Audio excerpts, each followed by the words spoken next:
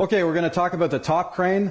So you can do this with a cable system if you want, or if you can hang an elastic from the ceiling, that's great. Starting from the ground up, like we always do, you're going to set your center of gravity. Now, you'll actually have to get into the position to set your center of gravity for this one, because as soon as you start pulling on this, it will actually change your center of gravity slightly. So we're actually going to come back to that.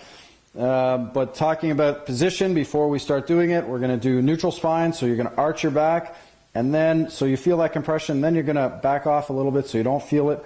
Then set your TVA and brace. So breathe in, push your stomach out, breathe out, pull your stomach in, and splay to the side. Make sure you're really braced well here.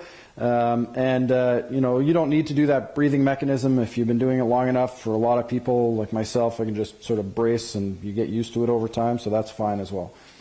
We talk about the crane position itself. So a crane position is with your arms 90 degrees to your spine.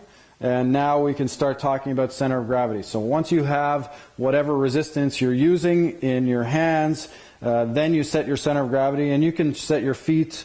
It doesn't really matter what distance your feet are apart with this exercise, because most of the forces are linear like this. So whatever is comfortable for you is fine.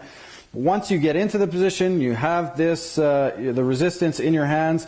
Then from here, we really want to make sure you have 60% of the weight in your heels and the rest in your forefoot, but no weight on your toes, okay?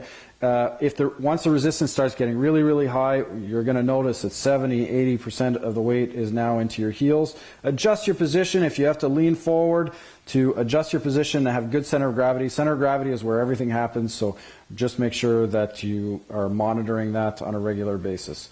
So grip-wise, you can have various different grips, whether your hands are on top of each other, hands laced together, anything like that. If you do this grip, one hand on top of the other, make sure that you alternate them each set. The problems we see with this exercise are typically in the shoulder itself. So somebody's holding this position here, and the shoulder sits up like this. Okay? Now, you're still getting lots of work going on, work with your abs and everything like that, but this is tough on your shoulder. So what I really want you to do is make sure you draw your shoulders down away from your ears, and make sure your lats are really tight here. So you should feel activity through here.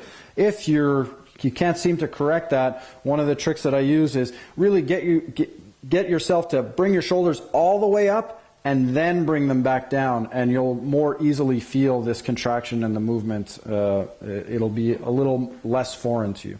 Okay? So once you hold that position, your elbows can be slightly bent, and should be slightly bent for this exercise, because as you're drawing down like this, if your lats are nice and tight, you should really be pushing your chest out between your arms, and you hold that for the prescribed amount of time. Okay?